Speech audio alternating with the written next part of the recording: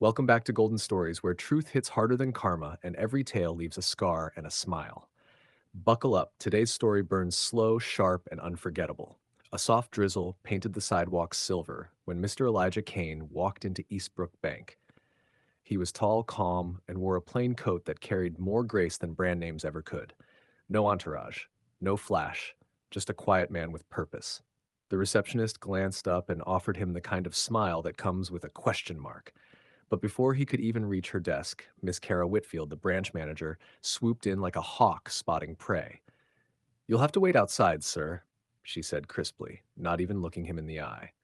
Her tone dripped with condescension, the kind that's been practiced, polished, and passed down like fine china. Elijah blinked once. "It's raining," he said softly. "Then perhaps you should have come better prepared," she replied, adjusting her pearls as if his presence had scuffed the air. A few customers looked up, uncomfortable, but said nothing. Kara tilted her head, dismissing him with the confidence of someone who thought power came from posture. Elijah smiled politely, nodded once, and turned back toward the door, the rain accepting him like an old friend. If you're watching this on Golden Stories, hit like and subscribe, because the rain he walked into. It's about to wash more than just pavement. Elijah didn't argue. He simply stepped into the drizzle, letting the city's soft noise become a companion.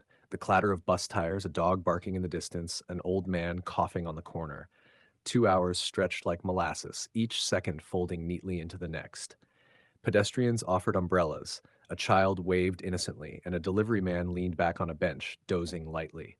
Elijah simply sat, poised, quiet, invisible and yet hypervisible in the way calm people always are.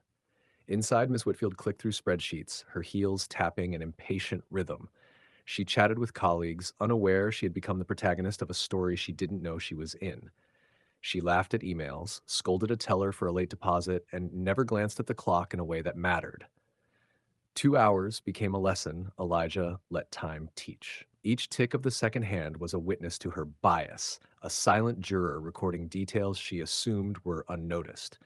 His presence outside had already seeded doubt among the staff who watched from the glass doors. By the time he returned, the lobby would remember more than her dismissal. It would remember the calm dignity of the man she had dismissed. When Elijah finally re-entered, his steps were quiet but firm, measured, and deliberate. A small, secret smile tugged at the corner of his lips. Those watching didn't yet know the story was about to flip every assumption. If you're enjoying Golden Stories, make sure to like and subscribe. The next chapter is where the quiet storm hits. Elijah walked through the bank doors like a man carrying centuries of patience. The lobby fell into a hushed tension, the kind that makes even the hum of the air conditioner sound judgmental. He approached the central atrium, where the microphone perched like a tiny, innocent god, and tapped it lightly. A ripple of curiosity passed through employees and customers alike. "Good morning," he began, calm, deliberate, almost hypnotic. "My name is Elijah Kane. I grew up in this neighborhood, learned from my mother to trust banks that trusted people, and I've come to create a scholarship for local youth." His voice carried no anger, only gravity, the kind that tilts rooms and shakes assumptions. Then he pressed play. From the speakers, Miss Whitfield's clipped dismissal echoed clearly, "You'll have to wait outside." Her words bounced off the marble, looped into corners, and painted her arrogance in broad, unflattering strokes. The receptionist's face drained of color, eyes wide, her smug posture collapsing like an abandoned stage prop. Employees whispered, turning toward one another, realizing how casually she had misjudged a man by nothing more than appearance.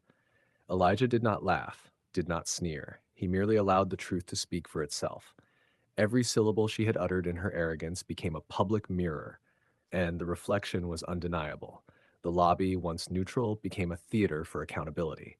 Every eye caught her error, every ear remembered the words, and every heartbeat felt the tension of a lesson delivered without fury, but with surgical precision. If you're still watching Golden Stories, hit that like button and subscribe, because the fallout is about to become unforgettable. Miss Whitfield stood frozen, the echo of her own words still bouncing around the marble walls. Elijah approached her slowly, each step deliberate, carrying no anger, only a weighty calm. You misjudged a life by a coat, he said softly, almost conversationally, and it cost you more than a moment's embarrassment. It cost perspective. The employees leaned forward, holding their breaths. Elijah's punishment was subtle, meticulous, and devastating.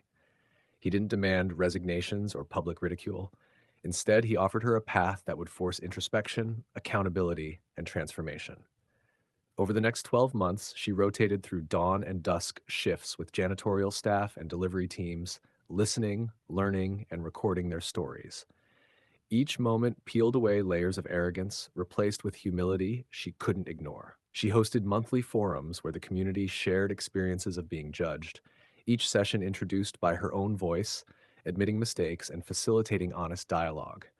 She curated the permanent lobby exhibit, Faces of Welcome, highlighting people she had once dismissed.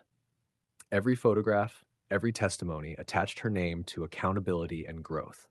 She funded and mentored a local scholarship Elijah had created, meeting monthly with the recipient and publicly reporting progress. She broadcast live apologies, unscripted and raw, updating the community on what she had learned. By month 4, the bank itself felt different. Visitors noticed the softness in her tone, the attentiveness in her eyes. The lobby no longer exuded arrogance, it breathed reflection and care. The punishment was mind blowing, not because it humiliated, but because it remade her, a vessel of restitution that echoed far beyond the bank's glass walls. This has been Golden Stories. If this lesson touched you, like, comment, and subscribe. More truths, more justice, more fire, coming soon.